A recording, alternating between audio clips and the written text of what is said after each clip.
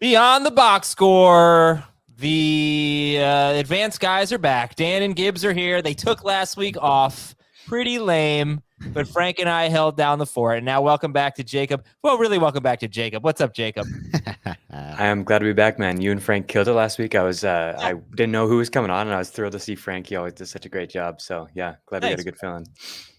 And Dan, I'm sure today's Halloween. You're gonna go trick or treating. You're gonna get candy, and you're gonna eat just the inferior parts of every candy. Yeah, that's my go-to. That's my MO, and I've accepted that. It's certainly better than my music takes, which are even more god-awful. But I will say this.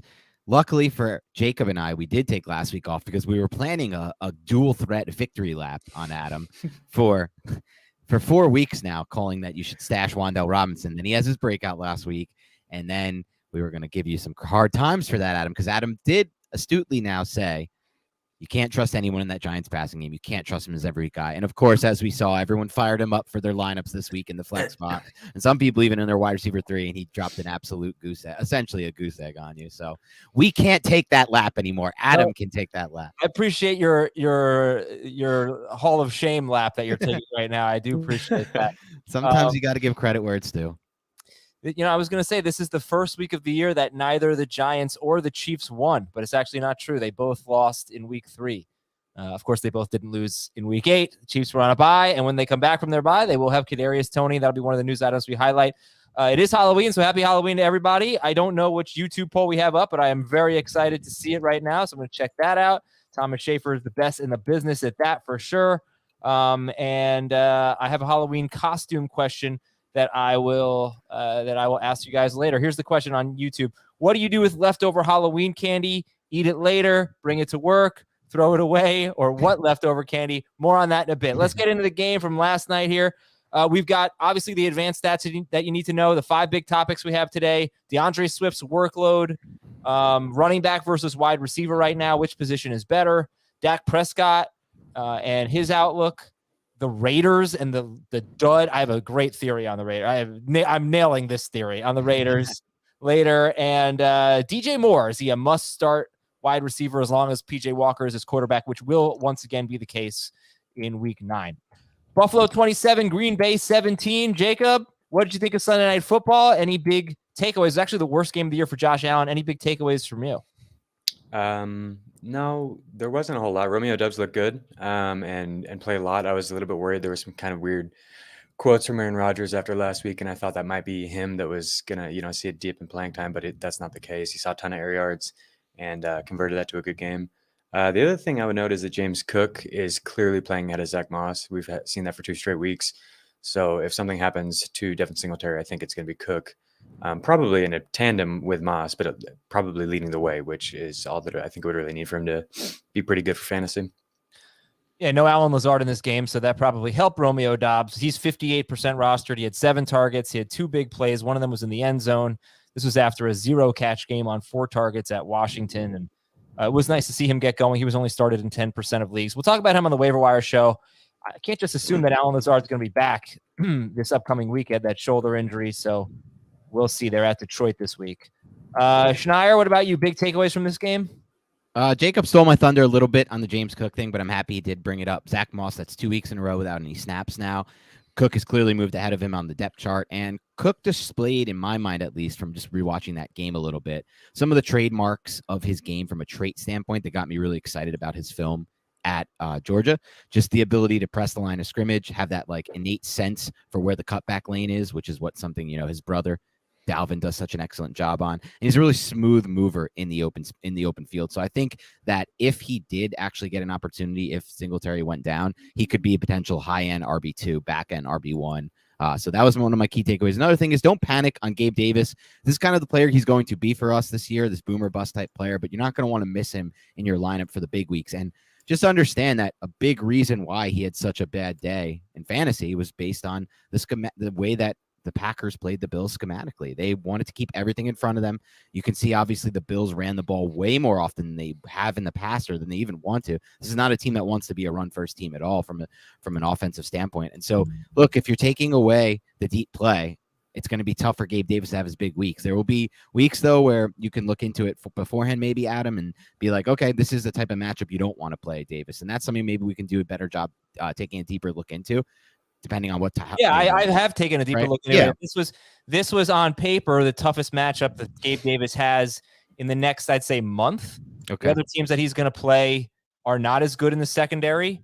And you're also, I emailed you guys a stat from ESPN about Jair Alexander. Jair Alexander is one of the best cornerbacks in football, and he was on Gabe Davis for 61% of Gabe Davis's routes. He was barely on Stephon Diggs, but Davis saw a lot of Jair Alexander, and he had 7 targets for the game. He had 4 with Alexander targeting him, and he didn't catch any of them.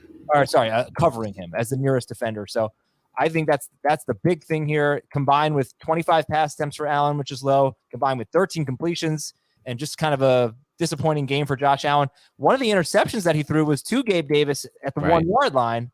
So, I'm not panicking on Davis. Yes, he'll be a little inconsistent, but this was a combination of a lot of things that went wrong for Gabe Davis. I think number one, Packers defense and Jair Alexander specifically. Yep. Aaron Jones looks like he's back. I mean, there's no way you're sitting Aaron Jones at this point. No shot. They're running the offense through him like they should have.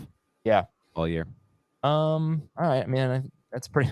Aaron Rodgers has scored 19 to 21 fantasy points in 6 of his last 7 games. It's just where he lives. Yep.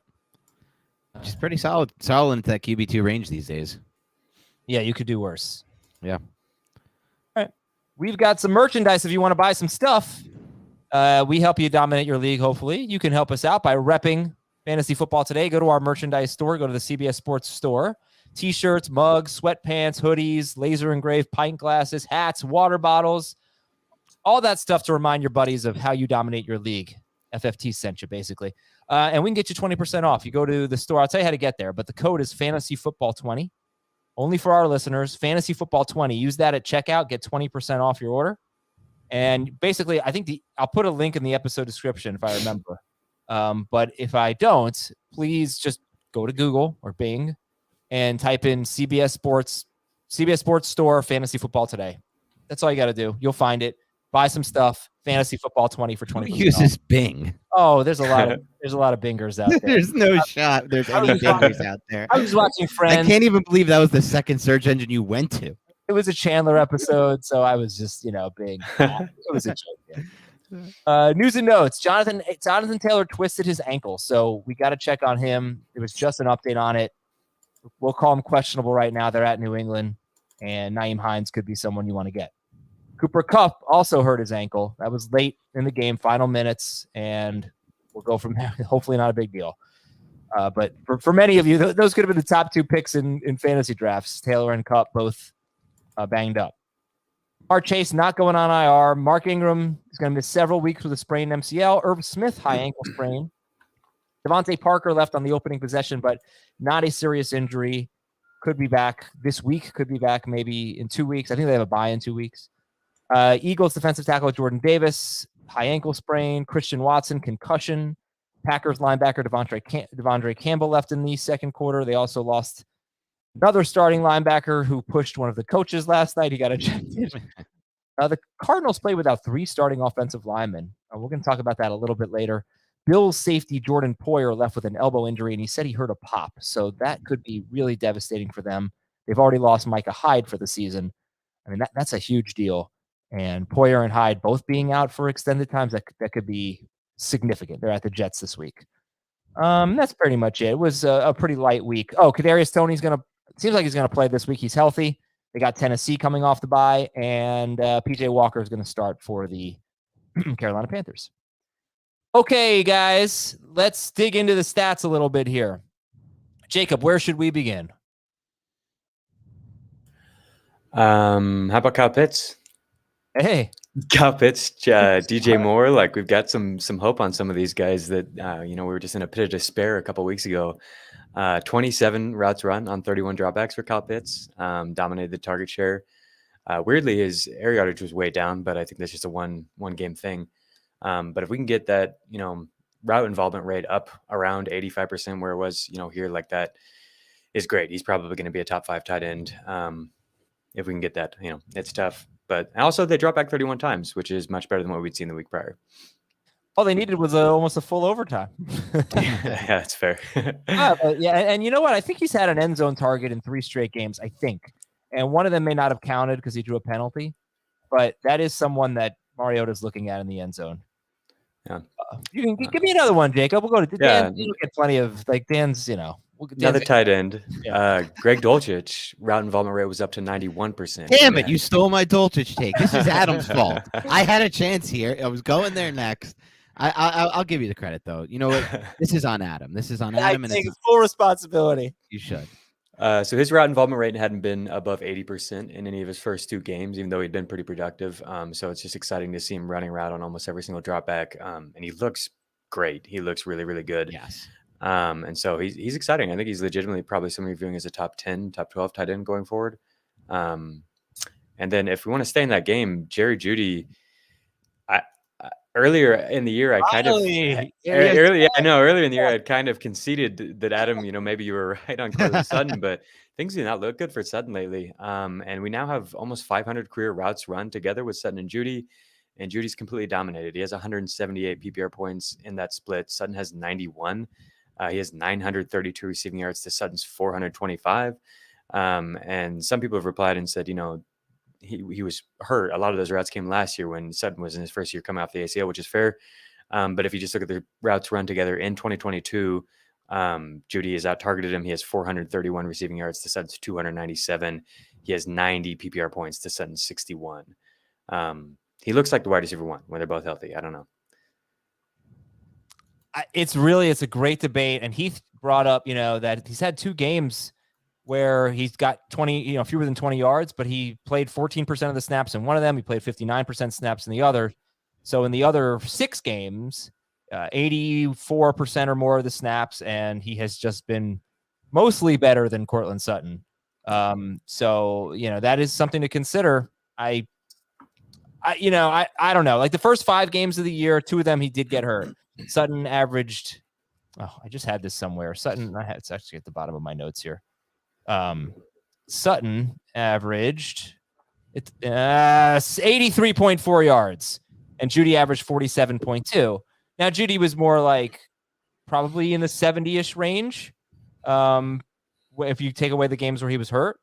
But I don't know. I mean, shouldn't Russell Wilson be good enough to make both of them good?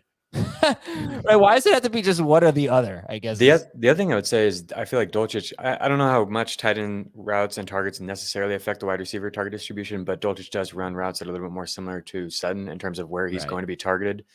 But he has 7 targets or something. Well, he had 4 targets in this game. No, he had 5, and he has 8 targets in 2 games with Russell Wilson. So I don't think that's why Sutton's struggling.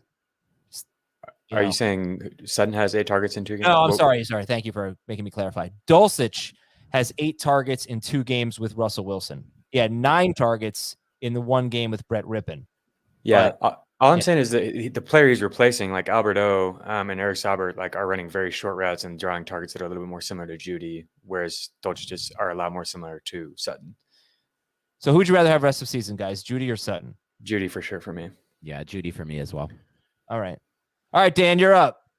All right, a few more I want to throw out there. I want to start with the one that stood out the most to me, and that would be Rondale Moore, as he's kind of clearly taken over right now as that number 2 option with the Cardinals. We tossed back and forth a few weeks ago what DeAndre Hopkins' return might mean for Rondale Moore in that Arizona passing game, but ultimately, although the snaps where they do line up Hopkins in the slot is not good for Moore, when they have Hopkins on the outside, it's clearly a good thing for Rondale Moore. It takes away defensive attention, and it opens up the middle of the field for Rondale Moore, who's now had a 95% route participation over the last 4 games, including 2 of those, obviously, with DeAndre Hopkins. He has at least 8 targets in 3 of those 4 games, so the volume is there, too, for him. And I just think, ultimately, while we were debating it back and forth for a little while, the addition of Hopkins is actually a really good thing for Rondale Moore. And he's someone who I can kind of trust as a back-end flex or back-end wide receiver 3 moving forward. Another player I wanted to bring up potentially, or any thoughts on that one?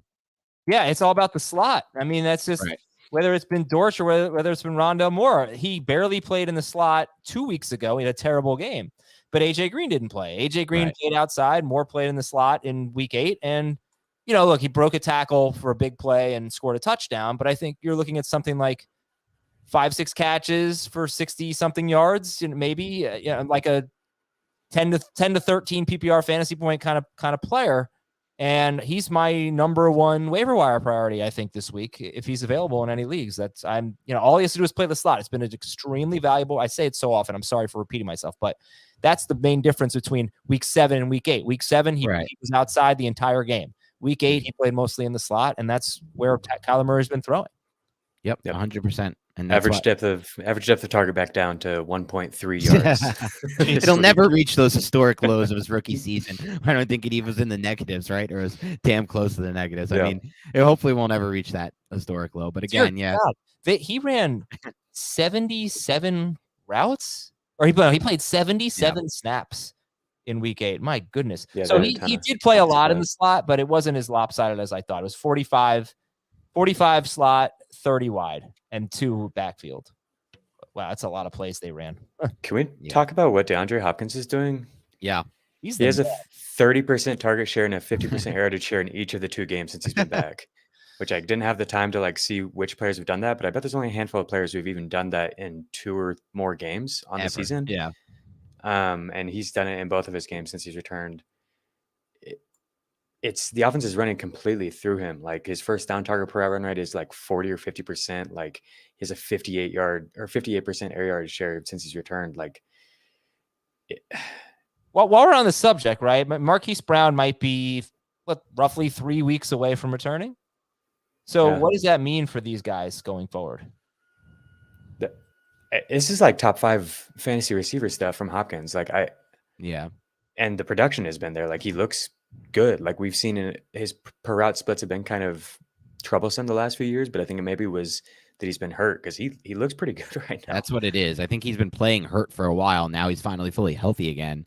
And you're seeing what he's out there. But the addition of Brown, like Adams asked, what does that do for the offense? I still think it will run through Hopkins even once Brown gets back. I think Brown was kind of serving that role that Hopkins is now playing because out of necessity. The Cardinals didn't really have any other option. Now they feel a lot more comfortable with Hopkins in. So I would think that it still would run through Hopkins.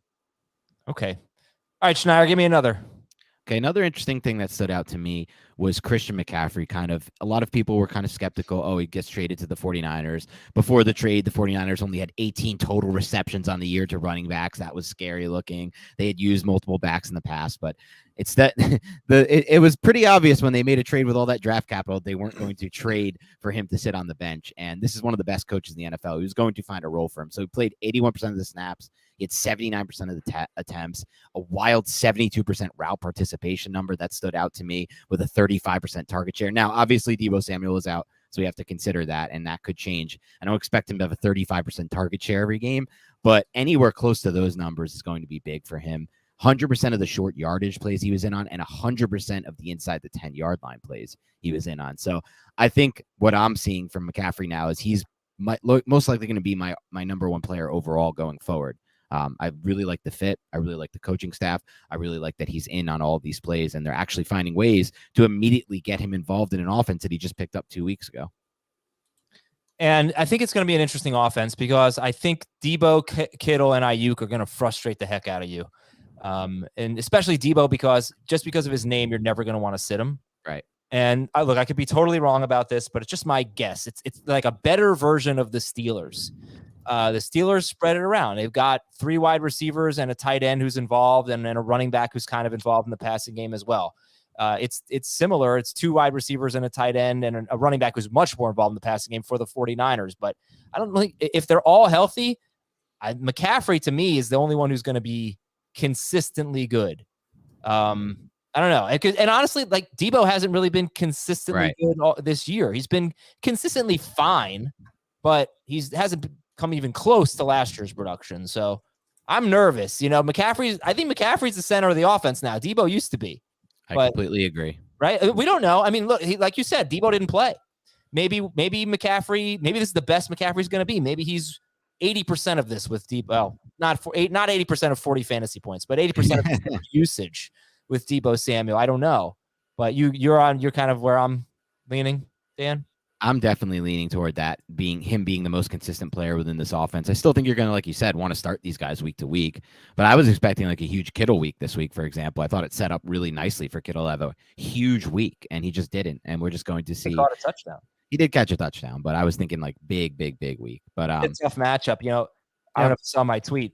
2 tight ends over the last 18 games have caught a touchdown against the Rams, and they are both George Kittle. Yeah, well, there you go. That's a great stat. I did not see that stat. Not even just the matchup. I just felt like it was a good setup without Debo. But as we noticed, a lot of those targets went through McCaffrey instead. And I want to talk about Garoppolo because he's done something that he's never done before. He's thrown 2 touchdown passes in 4 straight games for the first time in his career. He had never scored 20 or more fantasy points in 3 straight games in 6-point per passing touchdown leagues. Now he's done it 4 straight times. He's got they got a bye this week? Yeah, they have a bye this week. Chargers, Cardinals, Saints, Dolphins. It's not like a bad schedule or anything.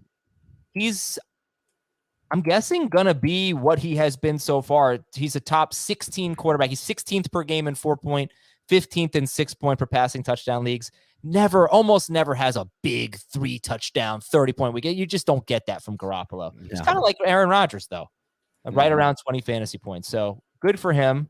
I'll say this about Garoppolo. I got to throw a little shade. Last night, this was a great stat courtesy of Ben Solak. I was just such a good stat. I have to throw it out there. He completed his first pass ever, Adam and Jacob. That was 30-plus yards, air yards in the air, outside the numbers. He's never a good quarterback. Second game as a 49er. That's incredible. But he's never. It's not about he's so good. No, I know. It's just he's never had this type of weaponry. True. Oh. With a healthy Debo, I mean, is this the best set of weapons in the NFL potentially? With Chase out, yeah. Yeah, with Chase out, right? Yeah. I don't know. Maybe I'm missing something. The Eagles have something to say for that, I guess. Maybe. I think I'd rather have this group than the Eagles just based on McCaffrey alone.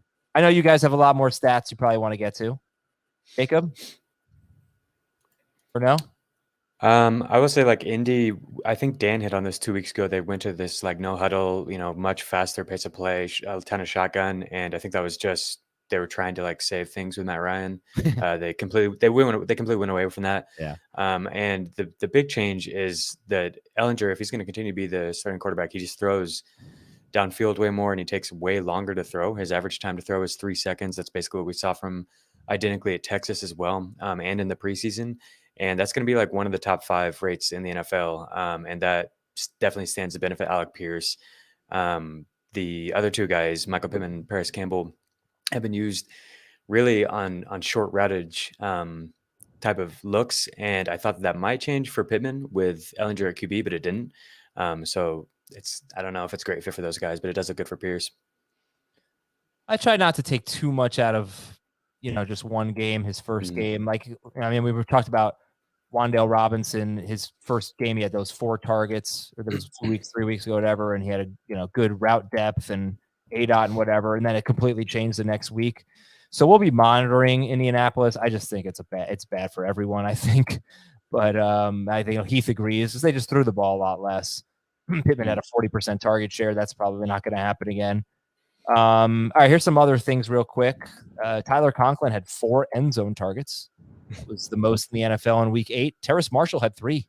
A.J. Brown had 3. Marshall's interesting from a deep league perspective. Tyler Higbee, guys, I don't know what you make of this.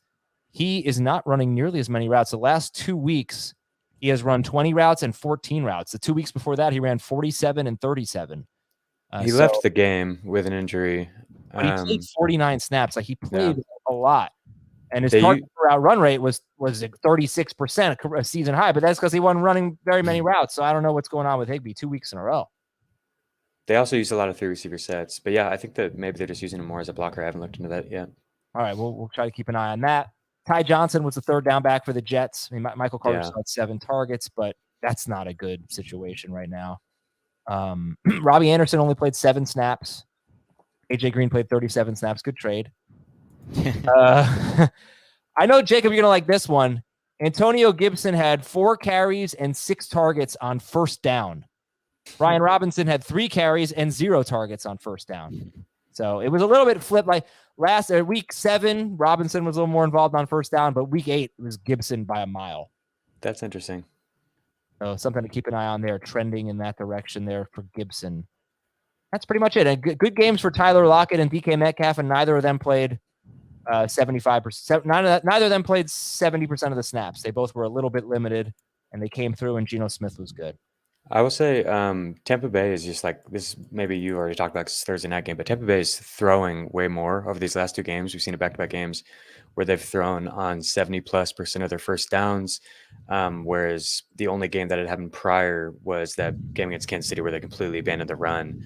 But their other games, their rates were 36%, 24%, 66, 64, and 48. It's been 78 and 73% the last two games. So it seems like maybe they're going away from Fournette and the slow play a little bit and opening things up. Brady has not looked good. He's not played well. But if we get this type of volume for Mike Evans and Chris Godwin, those two are third and fourth in targets, just raw targets over the past 2 weeks. Those guys are studs. They're going to be like, that's kind of been the problem for Evans, like up to this point, is like they're just not passing enough, but the offense is kind of more concentrated on them and they're passing more. And so like the framework is there for them to really, if Brady plays better, if Tampa Bay figures things out at all, like to really explode in the second half. I think they got to run the ball more. I don't know why they went away from it. It's like, I know Fournette's not good per carry, but I thought on the first drive of the game on Thursday that they ran the ball pretty effectively.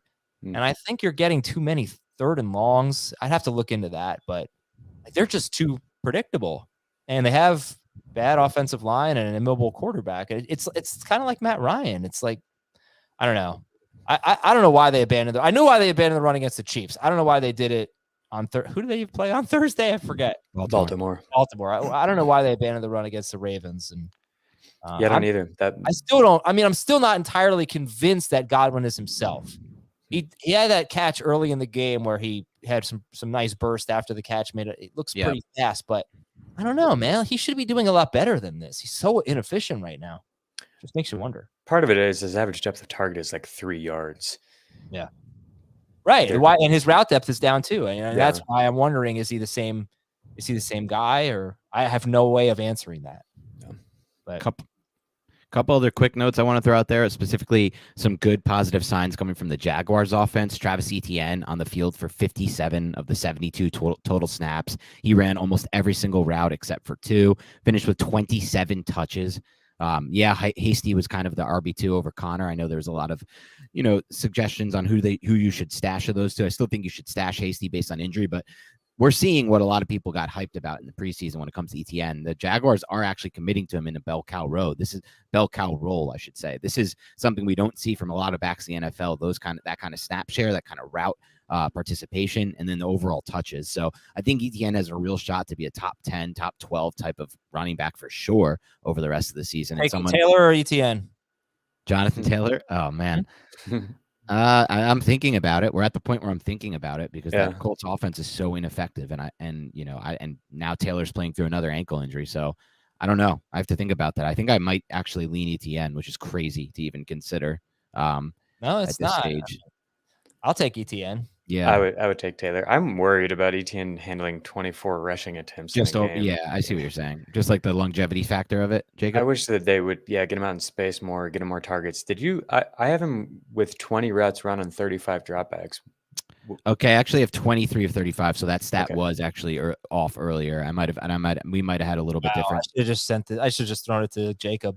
Well, what did I say? I read it as 33 of 35, but it was 23 of 35. Still a really high route participation, though. All right. Can we take a break, or do you have one more? The only other one I wanted to say was Evan Ingram ran 100% of the routes for the Jaguars. He is now officially running every route for them. He is somebody who I think is, if you're not going to get Dulcich this week on the waiver wire, if he's gone, I would try to get Evan Ingram as kind of your back end tight end. We're going to take a break. When we come back, we'll check in on our Halloween poll. I will ask you a Halloween costume question. We'll talk about some other scary things like DeAndre Swift's workload and the Raiders offense. We'll be right back on Fantasy Football Today. All right, welcome back to Beyond the Box Score here, and this is what we really want to talk about. What do you do with leftover Halloween candy? 1, eat it later. 2, bring it to work. 3, throw it away. Or 4, what leftover candy? Which is in second place. What do you do? Yeah, you eat it later, right? I mean, you eat it later is running away with it. 54% of the vote here. Yeah, who's throwing it out? That's like the worst possible option, just chucking it in the garbage. Unless, I understand if you need to throw it out because you don't have any self-discipline, like me sitting right here, as I can openly admit to being one of these people, and you just know you're going to eat it, you're going to snack on it, you're going to keep eating, you're going to have like 11 pieces in one sitting in a night, go ahead, maybe throw it out. But I feel like as long as you're still going into your job these days and you're actually not working from home, take it into work, give it out. I don't know, maybe leave it on your on your front steps as the basket. I actually saw a video, Adam, today that I thought you would appreciate of someone's home camera video where, the people who put out like the bucket of, and they're just like, take one, please. Yeah. Well, it's actually some little kid who's like a little menace, and Dennis the Menace type, who took the whole thing and just dumped it full out into his bag. Oh, And then he finished it off by flipping the bird. So just incredible video. I look, the answer for me would honestly be eat it later and then throw it out. I'm not going to finish it. And we have to throw out some of it because, the kid, I can't give all that to my kids. I can't do it to myself. But I will eat, for a few days. I'm eating Halloween candy for sure. Oh, yeah. Jacob, how about you? What's your Halloween tradition? Eat it later. But my Halloween tradition is I like to party on Halloween. I like to find, Oh, wow. I just love seeing everybody's costumes. You know what I mean? Like it's fun to get in a group setting and just like see all the creativity. What are you doing? It's one of my favorite. What'd you do, Jacob? We actually weren't able to go, so I'm actually really bummed about it because we just got to a new place and we've just been super busy and didn't get to do anything big this year. But all right. So then let me talk to you about costumes. If you like people's costumes, so I'm gonna dress up, but I'm wearing the shirt right now. And I'm just going to get you some images because you guys have never seen Revenge of the Nerds, right? No. All right. So here's some images of Louis Skolnick from Revenge of the Nerds. And I don't have like a plaid, short sleeve button down, but I do have this shirt. And it's a Lambda shirt, which is their fraternity. Okay. Well, now they don't wear this t-shirt, but it's got their logo on it. So it's a little obscure. Because people younger than me are probably not going to know it. Right. I'm going to tuck it. I'm going to tuck my shirt into. Actually, I have a picture that I took. Perfect. I'm going to tuck my shirt into my pants. I've got socks that go like halfway between my ankles and my knees. I actually have shorts. Tuck my shirt into my shorts. I'm going to do a side part. I don't know if you can see. I'm going to be just a nerd, basically. But so you're just going to be yourself. Yeah, but a little nerdier.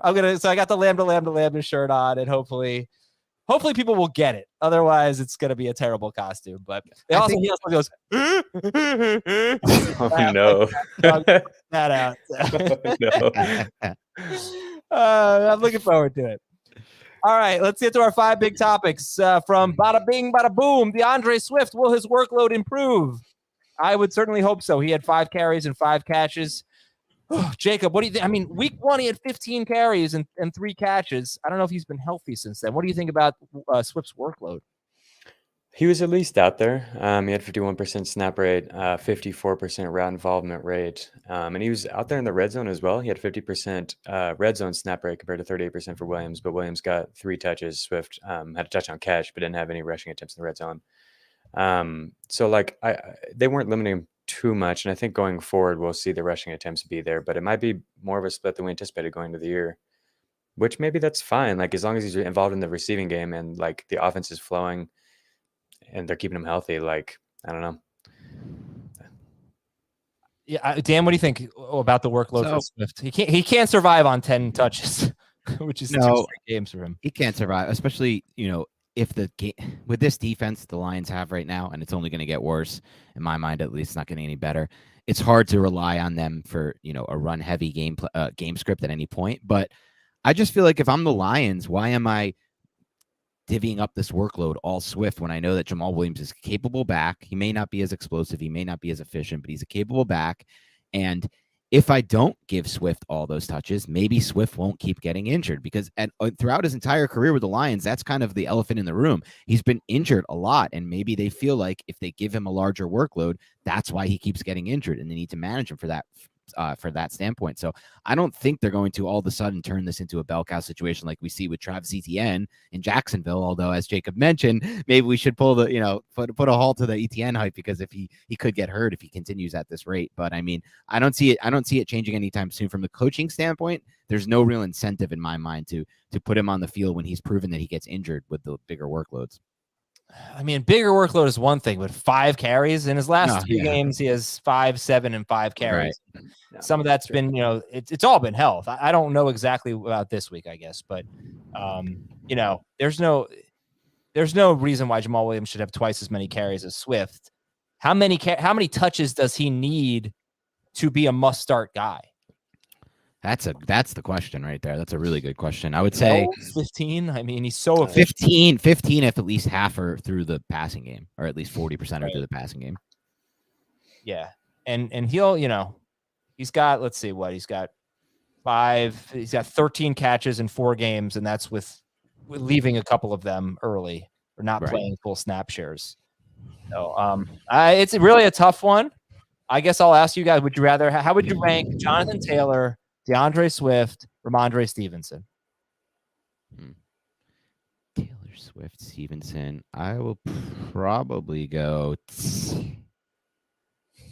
Wow, that's tough. That is tough. That's a good question. I think I would go Taylor, Stevenson, Swift. That's what I was going to say too. Yeah.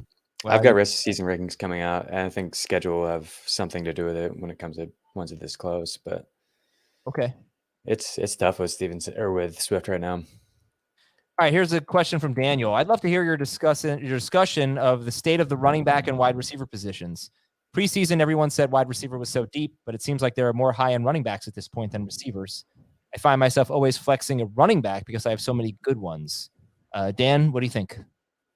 I think he's onto something. The state of the NFL, if you just look at the state of the NFL, and obviously it changed a little bit this week with scoring up slightly, or not slightly, a good chunk versus the rest of the season. But if defenses are going to continue to play this style of defense, keep everything in front of you, 2 safeties high, very few middle of the field close looks. And I mean, some defenses are still running middle of the field close with 1 high safety and pressuring. Like there's like 4, 5, 6 that I can think of, but the rest of the league has a similar strategy to how to stop an offense and don't give up explosive plays. And so that means running backs will be way more useful, even just in the check down passing game, where they can also be an asset when you're facing that kind of defense. So I don't know. I think, the NFL cyclical things change a lot, but with where the passing games are at across the league, and part of it, again, is like, what are we seeing? We're seeing some of the best quarterbacks in the league not playing at a high level. Tom Brady, and like some of the names that we've had through years that we've been able to count on to put up big passing game numbers, and that boosts up extra receivers who are startable or not playing at that kind of level right now. So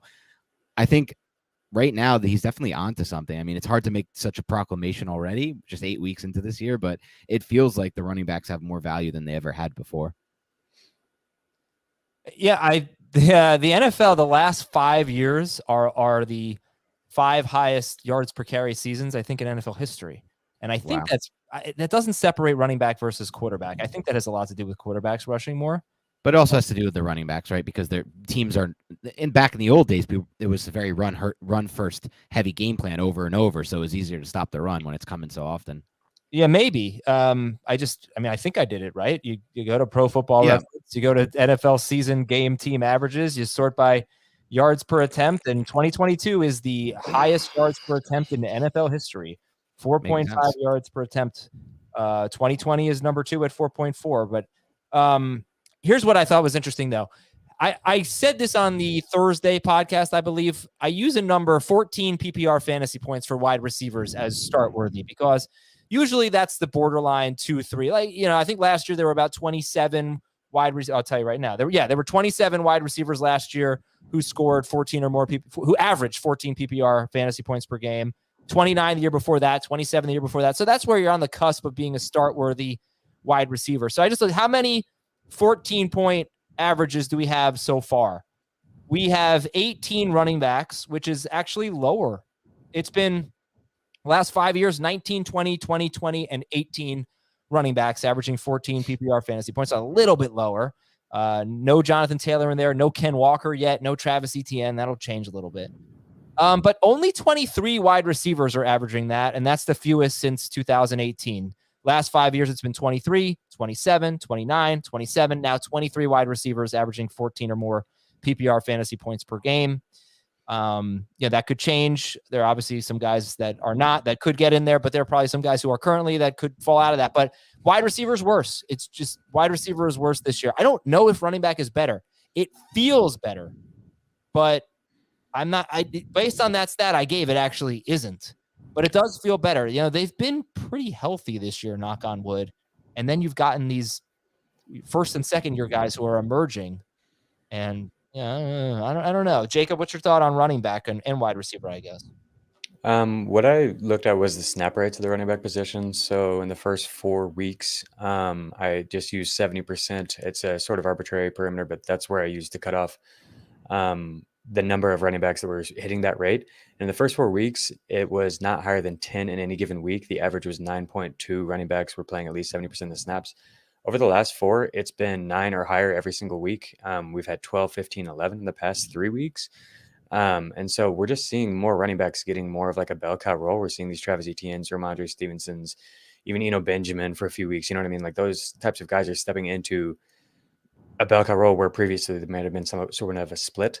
And I think that's the biggest difference outside of just really bad quarterback play, like we've already hit on, like Tom Brady, Russell Wilson, Aaron Rodgers, Matthew Stafford. All these guys are playing much worse than we're accustomed to.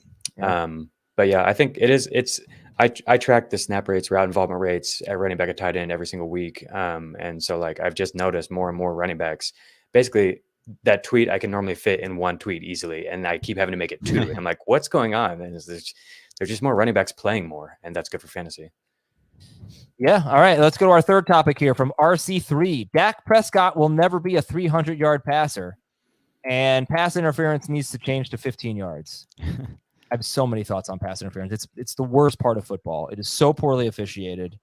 I hate the underthrown ball that leads to a pass interference. It's rewarding bad quarterback play. And of course it needs to be 15 yards. Of course it does. The NFL is so dumb about pass interference. They tried to review it. They were too dumb to review it properly. They got rid of it. Like, give me a break. Pass interference is the best sport in the world. It's my favorite. I love the NFL. Pass interference is the worst part of the NFL other than injuries. Okay, now the other thing, Dak Prescott will never be a 300-yard passer. What do you think about that, Dan Steyer? Which one? About the pass interference or the 300-yard I don't pass? care. If you disagree with me on pass interference, I don't want to hear it because I will snap at you. What makes you think I don't want that snap? That's exactly what I do want. You should have not said that. Now I want to say everything that will make you snap, but I'll be nice and I won't lead to the snap. You can weigh in on whatever you like. Dak Prescott, pass interference. It's the underthrown ball. Okay. That drives me crazy. Quarterback makes a terrible pass. Cornerback is trailing the receiver. Receiver on the underthrown ball has to jump into the cornerback. The cornerback has no choice. He has no clue what to do. There's nothing he can do. He's running at 20 miles per hour one way. What is he supposed to do? And he gets called for pass interference and is a spot foul. Awful. Awful. Yeah, you actually saw one of the most heady plays by a corner that I've never really seen this week with Julian Love when Tyler Lockett beat him in the end zone. And Love was trailing, and instead of just doing what all these other corners do, try to make a play on the ball, they can't get their head around. It's an auto flag. He just kind of waves his arms in the air and gets out of the way. And it was an amazingly heady play. But you're right. It is something that should be officiated a bit differently. The problem with the 15-yarder for me, Adam, is there are some times where a cornerback is beat and just tackles the guy, that's a touchdown that they deserve. That's a spot foul. So you want it to be subjective? So it's like, remember we used to have the 5-yard and the 15-yard face mask? Okay. And when you have the egregious intentional pass interference, that's a personal foul. That's a spot foul. Otherwise, it's a 15-yard penalty. Oh, man. I have such a problem with the idea of making this game even more subjective for these horrific referees that are just like terrible across the league. I'm sure it's a very hard job to do. It is a tough play to officiate, but it's a bad rule. Yeah, it is a bad rule. I don't know how to fix it, though. Sipping a Mai Tai over there, just taking it all in. As far as the Dak comment, I think there's some validity to it because when Dak was tossing these 300-plus yard games at a consistent pace before this injury a few years ago, it had a lot to do with the Dallas Cowboys defense playing at a very, very poor level. They were one of the worst defenses in the NFL. Now they're arguably the best, if not one of the best defenses in the NFL. So that does change game script, and it does lead to situations where the Cowboys are not going to be as pass heavy, and they're going to want to lean on the run game more often because they don't need to be as pass heavy. So I think there is definitely some validity there, especially when you take Amari Cooper off the field and try to replace him with like the Michael Gallups of the world. Jacob, one thing that bothers me from a Dak Prescott perspective, they've got 9 games left after their bye. 7 of those 9 games, why don't we remove week 18, right? So they have 8 games left, fantasy season. 6 of those 8 games are against teams that are 20th or worse in scoring. Yeah. So they have a schedule that's good for the running backs and bad for Dak Prescott. When you get too wrapped up in schedule, it could certainly let you down. Like, I didn't think that he would score 29 points against the Bears, but to be fair, he did it on 27 pass attempts, right? So he's right. Thrown 29, 25, and 27 pass attempts in 3 games. They have arguably the best defense in football, and they have a very favorable schedule from a defensive standpoint. They're facing the Vikings, they're facing the Eagles, and I don't see another team that's definitely going to put up points against them. So, what do you think? Is Dak a safe start, or would you try to maybe sell him after this performance, Jacob? I think I would try to sell him. I think the points you make up are both you guys made about the defense are good. Great. And it's great even. Yeah. it's just a volume issue. If it's not going to improve, then like he is going to have to be hyper efficient like he was this week to be a top 10, top 12 guy going forward from a projection standpoint. Cause I don't like the pieces that he's throwing to either. Dalton Schultz is like finally starting to look healthy, but like, we can't get a ceiling game from CeeDee Lamb, no matter what the circumstances. That's been so frustrating because his underlying volume is so good. And like Jalen Tolbert can get on the field and there's just no one else. Like Michael Gallup is not it. I'll say this about the Dak situation. The one thing to keep an eye on is they were very, very hesitant when he came back from the injury originally, from the ankle injury, to run him and use him like they used him in the past as a rusher, as a threat, as a runner. Then this past week, during the week, Jerry Jones, Cowboys owner, who is the only owner in the NFL, he's the only combo of anyone who has any power in the NFL, who gives away game plans just to the media. He just says things that end up happening. And so it's wild. It's just crazy. You never see it with any of these other guys, but he basically said, we're going to want to use Dak more as a runner this week, and that's going to be something we work into the game plan. And he followed through on it. Dak actually, I think, had 33-yard rushing, an extra 3.3 fantasy points, which helps a lot to build a floor and really add to a ceiling potential as well. So if that continues going forward and they kind of take the training wheels off and they just say, look, we can't worry about him getting re-injured. We just have to use his skill set to the best of our abilities. That could boost his floor at least a little more. Yeah. Jerry Jones is so funny. I mean, yeah, you really can take him at his word. He just gives away insider information all the time. All right. Jade Richardson says, what happened to the Raiders and partially Josh Jacobs? The Raiders got shut out, guys, at New Orleans.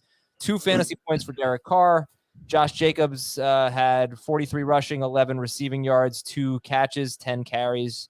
They didn't get past midfield until late in the 4th quarter, and that was with the starters out. Jacob, what happened to the Raiders? One thing I noticed was Derek Carr was pressured a lot. He was pressured on 41% of his dropbacks, and I've actually liked attacking the Saints defense because they're just not getting pressure at all, and nothing changed from the Saints schematically. They only blitzed 17% of the time, which is right in line with their season average. And yeah, they had the 5th lowest pressure rate entering week 7, but that didn't stop the Raiders. And so that was a huge problem. I wouldn't worry about the usage for Josh Jacobs. He played 79% of the snaps in the first half. He had a 69% route involvement rate in the first half, which is elite. Like last week, only 4 running backs were above 61%. So I think with better game scripts, he'll be fine. And then, Devontae, he had an illness coming in. He also didn't play in the 4th quarter. Obviously, it was bad before that, but I think that did affect things. You got a theory there, Mr. Schneier? I wouldn't say I have any kind of theory on this. I think Jacob laid out the points perfectly, at least as far as how I feel on this situation. I do have something that caught my attention that I wanted to bring up, a little bit of breaking news, thanks to Thomas Schaefer. Oh, come on. Yeah, I have a great Raiders theory. You can't just railroad my. Okay, I don't want to railroad your Raiders. I forgot you did mention at the top of the show you have a great Raiders theory. All right, let's not talk about the breaking news. Let's get to Adam's great Raiders. Breaking news: waiver wire fodder. Rashad Bateman is going to miss several weeks. No, it is big news, obviously. Well, So also Mark Andrews should be okay. That's the Mark bigger news. Andrews is kind of like a day-to-day situation. He's not too beat up. Rashad Bateman's going to miss some time. But let's not bury the lead. Let's get to this theory. Yeah, there was one other news item that came across. All right, fine. Here's my theory about the Raiders. They had the flu. They did. They had 4 guys, including Devontae Adams, who missed practice during the week with an illness. I think they said it was going around. Adams, I think, was just not himself. He had obviously a terrible game. Darren Waller didn't play. Adams had 1 catch for 3 yards on 5 targets. He was being covered by first and second year wide receivers, Alante Taylor and Paulson Adebo, and I thought they did an excellent job on him. I watched every throw from Derek Carr, and I'm like, he's the best route runner in the world. Basically, he gets open all the time, and it just didn't seem like he was himself. So now you're talking about very little Devontae Adams, no Darren Waller, and the pressure got to him as well. So a really off day from them, but this was their flu game. It's possible. It wasn't a good flu game. But at the very least, we know that Devontae Adams was sick basically all week. So I think it's possible that he just wasn't himself. I'll say this too about the Raiders as far as rest of season and full season. If you look at the numbers and unpack them, Derek Carr on targets 20+ yards down the field has been awful. As bad as he was before he took a big step. I felt like under Gruden, he took a really big step on film as a passer. He was the check down king before Gruden got there. And he started to really utilize the intermediate and deep areas of the field under Gruden. And he really felt comfortable in that system. He grew within that system. Now, brand new system with McDaniels, and he's regressed back to this player who needs to check down a lot. He's not connecting on passes 20+ yards down the field. Super inefficient in the intermediate and deep areas of the field. And so I honestly feel like the system change more so than anything has really hurt the Raiders pass game. Jacob, topic number 5 is DJ Moore, a must-start wide receiver. This one's from Bango. As long as PJ Walker is at quarterback, is DJ Moore a must-start wide receiver? Hell yeah. He's wide receiver 8 since week 8. He has a 36% target share since that time. That's third in the NFL. 58. Week 6, last 3 weeks. Okay. Oh, you said week 8. So he wide receiver 8 since week 6. My bad. Okay. 58% air yards share during that time. That's first. So like that clearly profiles as a must start player, and it's backed by super exciting underlying data too. 48% first down target share. So 48% of Carolina's total targets coming on first down, whether he's on the field or not, have gone to DJ Moore over the past 3 games. They're really being intentional about getting him the ball. They're running more slants and screens and just short yardage, and they're getting him involved in the slot more. And that's what they did in week 6 and 7. And then week 8, they just moved him back to his normal role and still kept targeting him on 30% of his routes. And the result was 251 air yards, which is only been topped by Chris Olave this year. It's, I think, the 6th highest since the start of 2021 in a single game. So that's all really exciting. I don't know if PJ Walker's going to keep playing this well. That throw he made was insane. I know. He also missed DJ Moore wide open. Yeah. On the ball. Just he was up and down. Yeah. I'm so glad to see this because, I don't know. Earlier in the year, there was some conjecture on is DJ Moore the guy we thought he is? And it's like, yes, he is. He is. He's a stud. And now we have validation that he is a stud. He can do it. It's not like he got some huge quarterback upgrade. He just didn't have to play with Baker or Sam Darnold. Yeah. I questioned his route running several weeks ago, but he was open a lot in this game. And he had a 29-yard catch and run where he just schooled this cornerback, Cornell Armstrong. Now, a couple things here. Not only did the Falcons give up the most fantasy points to wide receivers, but they were very beat up in the secondary. So that's basically as good of a matchup as you're going to get. And they get them again in 2 weeks, but Cincinnati is much better against wide receivers. Baltimore is kind of hit or miss. Denver is a nightmare matchup, and then you have a bye. Seattle is pretty good against wide receivers. They've got a good young secondary. So the matchups are going to get tougher. But I can't really argue with him being a must-start because his target share is so high, and he's good. And we just talked about how weak wide receiver is compared to previous seasons. Dan, what do you think? Final word. I would say it's a buy situation as well. You can buy here for as long as Walker's the quarterback, and I think that's going to last for a little while now. They already named him as starter for this week. the Baker Mayfield experiment. They have nothing tied to Baker. They didn't draft Baker, so I don't think there's any real push to get him back in. And they're a more competitive team with PJ Walker. So yeah. All right. Happy Halloween, guys. Yeah. Right. Yeah. Happy Halloween. I got to be a little more festive next year, Adam. I got to go to a party. I got to dress up. I got to do something. You think so? Yeah, I think after going on all these shows for the last 2 weeks and hearing how excited people like you are getting about Halloween, and Jacob said it was his favorite holiday of the year. It was a bold take to call Halloween your favorite holiday of the year. So now I feel like I got to step it up a little bit. Oh, look at this guy. This guy's coming in here and just trashing us in the chat. Oh, no. Hates our show. Dang. Oh, God. Yeah, he just hates us. Daniel, what's going on here, Daniel? Why you hate us so much? I've got a set on Derek Carr. I looked up his off-target rate on throws that came deep, 15 or more yards, because I was curious when Dan said that I haven't watched him enough to know. And it is the 9th worst in the NFL, which is bad. But I wanted to the stat is there's one player above 37%. He has a 40% off-target rate on deep targets. And it's not a quarterback you would guess. It's one of the better quarterbacks in the league. 35% off target rate. 40% of his attempts that have traveled 15 or more air yards have been off target. Oh, is it Justin Fields? No, it's a good quarterback. This is a great stumper. Oh. I know Mahomes has been bad with deep throws. Oh, I'm going to say Aaron Rodgers. It's not Rodgers is actually pretty. It's not Mahomes, right? No, he just hasn't targeted him a bunch downfield, but he doesn't have bad numbers. Let's think. It's not Brady. The league average is 25%. He's at 40. Wow, 40% off target percentage. A good quarterback. How is this stumping? Could it be Stafford? No, but he's third worst. Yeah, I thought he's had a bad year. So that wasn't a terrible guess. And if you move it up to 20 plus yards, it's 50%. The league average is 31%. Okay, worst deep ball thrower in football, basically. It's Lamar Jackson. Oh, wow. Yeah, he has missed a lot of deep ball throws. A lot. All right, here's Daniel's beef. Ask FFT. Yes, wide receiver is worst. When this channel says to play Sutton, Devontae Smith, Wan'Dale Robinson, and my bench wide receiver of Rondale Moore, Darnell Mooney, Allen Robinson, all scored at least 10 fantasy points. He all caps us. Us. And how many exclamation? I can't even count the amount of exclamation points we have there. That's at least 10. Who are the bench receivers? Darnell Mooney, Allen Robinson, and who? Rondale Moore. Rondale. Yeah, I mean, I would have started Rondale over Wan'Dale. Really?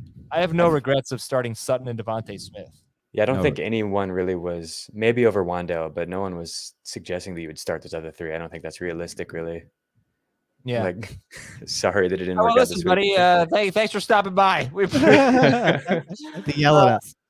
Have a good day, everybody. And we'll talk to you tomorrow with the waiver wire on Fantasy Football Today.